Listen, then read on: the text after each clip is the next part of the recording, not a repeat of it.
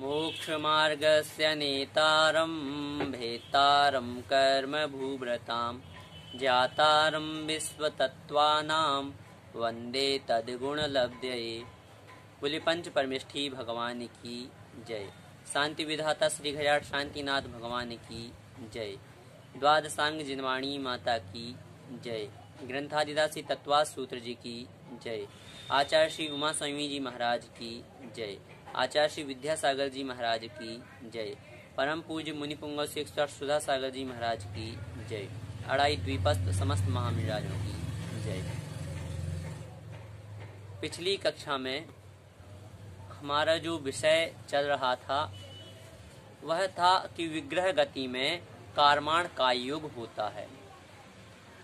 जब यह विषय आचार्य भगवंत ने बताया तो जिज्ञासाकार की जिज्ञासा उत्पन्न हुई कि गति जो है वह गति क्या है, गति किसे कहते हैं। तो आचार्य भगवंत उस गति को परिभाषित करने के लिए एक सूत्र दे रहे हैं। सूत्र उच्चारित करें। अनुश्रेणी गति। पदच्छेद होगा अनुश्रेणी गति। अनुश्रेणी अर्थात श्रेणी के अनुसार। इसका जो दूसरा अर्थ होगा क्रम से, श्रेणी के अनुसार अथवा क्रम से, यह अनुश्रेणी का अर्थ होगा। गति का अर्थात गति होती है।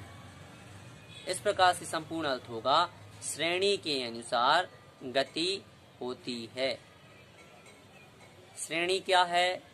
तो मध्य लोक से लेकर अथवा लोक के मध्य से लेकर ऊपर नीचे और तिरछे क्रम में स्थित आकाश प्रदेशों की पंक्ति को श्रेणी कहते हैं।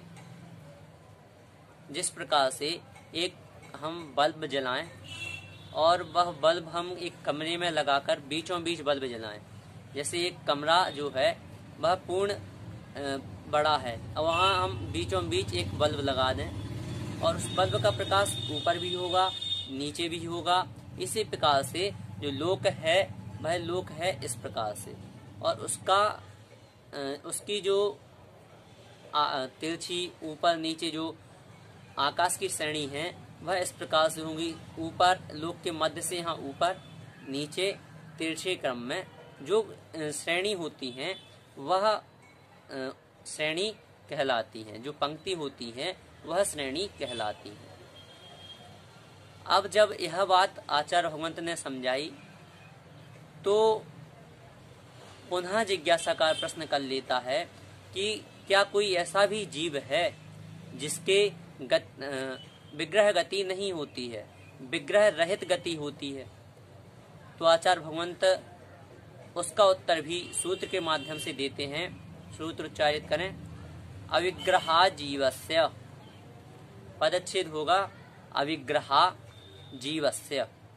दो पद हैं। अविग्रह अर्थात विग्रह रहित गति। जीवस्य अर्थात मुक्त जीव के होती है। विग्रह रहित गति मुक्त जीव के होती है। यहाँ जो विग्रह शब्द है, विग्रह रहित गति कौन सी है अर्थात अविग्रह गति कौन सी है? तो जो ऋजु गति है, जो सरल गति है अथवा सीधी गति है वह विग्रह गति है। मोड़े रहित गति को अविग्रह गति अथवा विग्रह रहित गति कहते हैं। यहाँ हमने अर्थ में जो मुक्त इस पद का ग्रहण किया कि मुक्त जीव की गति विग्रह रहित होती है। तो मुक्त शब्द तो सूत्र में है नहीं। अविग्रह अर्थात विग्रह गति, जीवस्य अर्थात जीव, तो मुक्त कहाँ से आया? मुक्त जीव कैसे लगाया? तो आचार्य पूज्यपाद भगवान सर्वा सिद्धि जी में लिखते हैं कि इसके पश्चात जो सूत्र है उसमें संसारिणः यह पद लिया गया है, और वहाँ संसारिणः पद लिए जाने के कारण पूर्व सूत्र में स्वयमेव ही मुक्त शब्द की अर्थ, मुक्त शब्द का यहाँ ग्रहण हो जाता है। इसलिए यहाँ मुक्त शब्द का वर्णन चल रहा है, ऐसा हमें समझना चाहिए। अर्थ बनेगा अविग्रह गति मुक्त जीव के होती है। जब आचार्य भगवंत यह बता देते हैं कि अविग्रह गति मुक्त जीव की होती है, तो उसका पुनः प्रश्न होता है। जो जिज्ञासाकार वहाँ बैठा है वह पुनः प्रश्न कर लेता है कि आपने अविग्रह गति का वर्णन बता दिया है, अब विग्रहवती किसके होती है अथवा संसारी जीव की कौन सी गति होती है, इसको भी आप बताइए। तो उसे बताने के लिए आचार्य भगवंत सूत्र बोल रहे हैं। सूत्र उच्चारित करें। विग्रहवती च संसारिणः प्राक् चतुर्भ्या। पदच्छेद होगा विग्रहवती च संसारिणः प्राक् चतुर्भ्या। संसारिणः पद यहाँ हम सबसे पहले ले रहे हैं। इसी संसारी पद से हमने पूर्व सूत्र में मुक्त जीव का हमने भेद कर लिया था, मुक्त जीव को ग्रहण कर लिया था। संसारिणः अर्थात होगा संसारी जीव की गति। विग्रह गति अर्थात विग्रह सहित। चा से यहाँ विग्रह रहित अर्थात संसारी जीव की गति विग्रह सहित और विग्रह रहित होती है। उसमें विग्रह रहित के प्राक चतुर्भ्या अर्थात 4 समय से पहले अर्थात 3 समय तक होती है। तात्पर्य यह है कि जो विग्रह सहित गति है वह 4 समय के पहले पहले होती है। जब आचार्य भगवंत ने इस सूत्र के माध्यम से प्राक चतुर्भ्या अर्थात 4 समय से पहले पहले का समय विग्रह गति के जीव का होता है, तो विग्रह गति के जीव का समय बता दिया, तो अब स्वाभाविक है जिज्ञासा होगी कि अविग्रह गति का जो जीव है उसका समय क्या होगा। तो वह जिज्ञासाकार जिज्ञासा कर लेता है कि अविग्रह गति के जीव का समय क्या है, वह कितने समय तक गति करता है। तो आचार्य भगवंत सूत्र के माध्यम से उसका उत्तर दे रहे हैं। सूत्र उच्चारित करें। एक समया विग्रह। पदच्छेद होगा एक समय अविग्रह। एक समय अर्थात एक समय, अविग्रह अर्थात अविग्रह गति। अर्थ होगा एक समय वाली अविग्रह गति अर्थात विग्रह रहित गति होती है। इसे इशु गति भी कहते हैं। इशु का अर्थ होता है बाण। जिस प्रकार से बाण हम चलाते हैं तो बाण चलाने से जिस प्रकार बाण सीधा जाता है उसी प्रकार से यह विग्रह रहित अर्थात अविग्रह गति होती है। अविग्रह गति का मतलब जो है वह तो एक समय में हो चुकी। अब जो विग्रह गति है वह 2, 3 और 4 समय से पूर्व होती है। तो वह किस प्रकार से है उसे हम समझते हैं। आचार्यों ने इसके 3 भेद कहे। एक तो पाणी मुक्ता, दूसरा लांगुलिका और तीसरा गोमूत्रिका। पहला जो भेद कहा पाणी मुक्ता।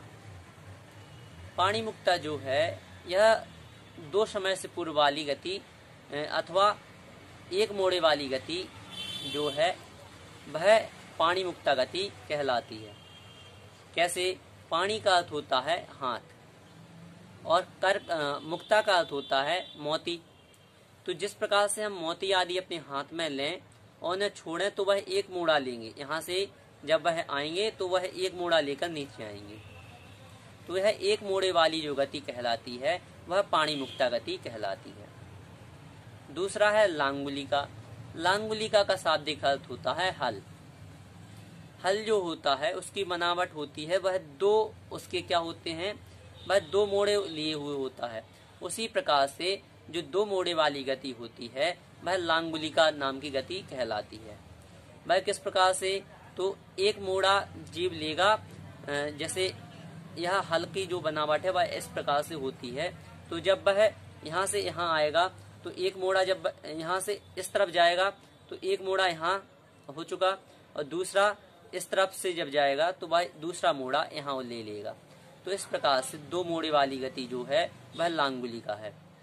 3 मोड़े वाली गति कौन है? गोमूत्रिका।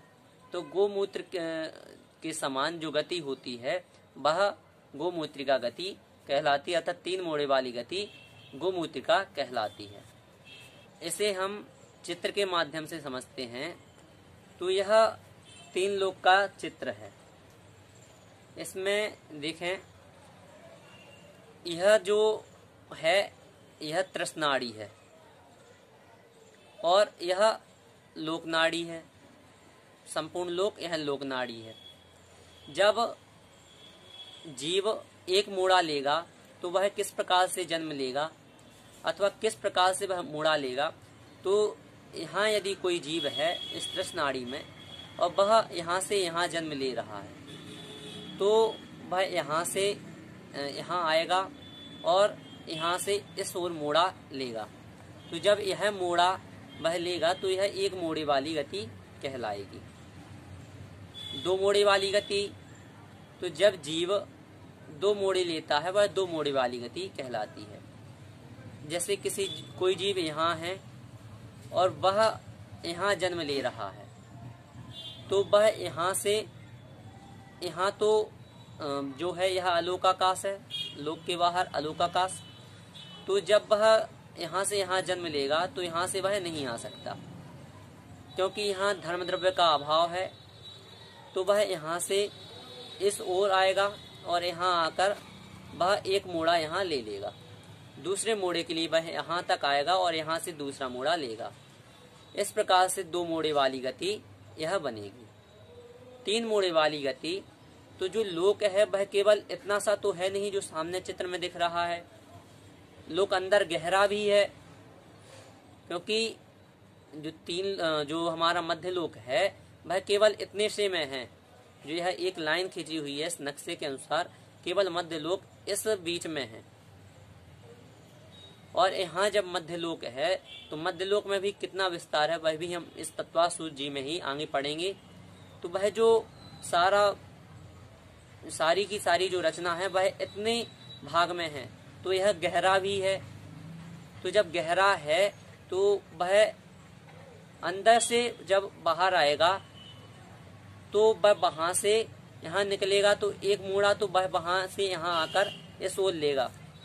जैसे किसी जीव को यहाँ कोई निष्कुट सेट में है अर्थात अंदर है तो वह यहाँ से निकलेगा, आगे आएगा, आगे से यहाँ मुड़ेगा तो एक मोड़ा वह अंदर से आकर ले लेगा और यहाँ मुड़ जाएगा। फिर यहाँ से ऊपर जाएगा तो दूसरा मोड़ा उसने यहाँ ले लिया। तीसरा मोड़ा जब वह यहाँ कहीं जन्म लेगा तो तीसरा मोड़ा वह यहाँ के लिए इस ओर ले लेगा। तो यह 3 मोड़े वाली जो गति होगी वह 3 मोड़े वाली गति इस प्रकार से होगी। 1 मोड़े वाली गति में 2 समय से पूर्व का समय लगेगा। 2 मोड़े वाली गति में 3 समय से पूर्व का समय लगेगा। 3 मोड़े वाली गति में 4 समय से पूर्व का समय लगेगा। इस प्रकार से इस सूत्र को हमने समझा। अब अगले सूत्र में आचार्य भगवंत अनाहारक जीव के बारे में बता रहे हैं कि जीव अनाहारक होता है क्या या नहीं होता, यदि होता है तो कितने समय तक होता है, इसके बारे में वर्णन कर रहे हैं। सूत्र उच्चारित करें। एकन द्वौ त्रीन वानाहारकः। एकम अर्थात 1, द्वौ अर्थात 2, त्रीन अर्थात 3, वा अर्थात और, अनाहारकः अर्थात अनाहारक। संपूर्ण अर्थ होगा 1, 2 या 3 समय तक जीव अनाहारक रहता है। अनाहारक को समझने के लिए पहले आहारक की परिभाषा जानते हैं। आहार क्या है? तो 3 शरीर। 3 शरीर कौन कौन से? औदारिक, वैक्रियक और आहारक। यह 3 शरीर और 6 पर्याप्तियां रूप। 6 पर्याप्तियां कौन सी? तो आहार, शरीर, इंद्रिय, श्वासोच्छ्वास, भाषा और मन। यह 6 पर्याप्तियां। 3 शरीर और 6 पर्याप्तियों रूप जो उनके योग्य पुद्गल परमाणुओं को ग्रहण करता है उस जीव को आहारक कहते हैं। अथवा 3 शरीर और 6 पर्याप्तियों रूप जो पुद्गल वर्गणाओं को ग्रहण करता है वह आहार कहलाता है। और जो इन्हें ग्रहण नहीं करता है वह अनाहारक जीव कहलाता है। कितने? 1, 2, 3 किस अपेक्षा से 1, 2, 3 समय तक? कब कब? तो एक समय में अर्थात 1 मोड़े वाला जो जीव है वह दूसरे समय में आहारक हो जाएगा। 2 मोड़े वाला जीव तीसरे समय में आहारक हो जाएगा। 3 मोड़े वाला जीव चौथे समय में आहारक हो जाएगा। अर्थात अधिकतम 3 समय तक जीव अनाहारक रह सकता है। चौथे समय में नियम से जीव आहारक हो जाएगा। इस प्रकार इस सूत्र को भी हमने जाना। आज हमने 5 सूत्रों को पढ़ा। अनुश्रेणी गति अविग्रहा जीवस्य विग्रहवती च संसारिणः प्राक् चतुर्भ्या एक समया विग्रहा एकम द्वौ त्रीन् वानाहारकः।